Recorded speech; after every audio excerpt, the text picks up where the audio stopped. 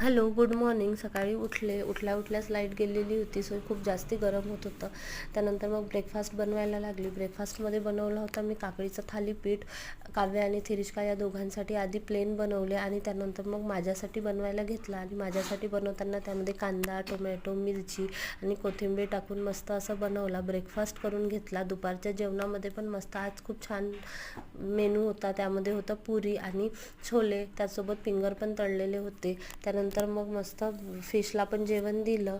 आणि मग सायंकाळच्या वेळेस आमच्या इकडे आलेला होता आईसगोलेवाला.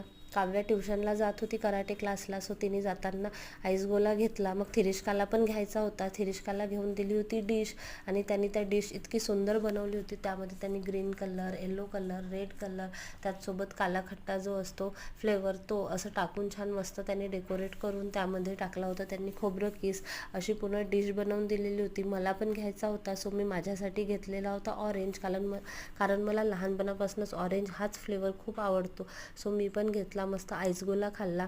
संध्याकाळी पण जेवणामध्ये आम्ही बनवली होती आलू टिक्की, रगडा पॅटीस बनवली होती, आलू चाट. सो मस्त आम्ही एन्जॉय केलं.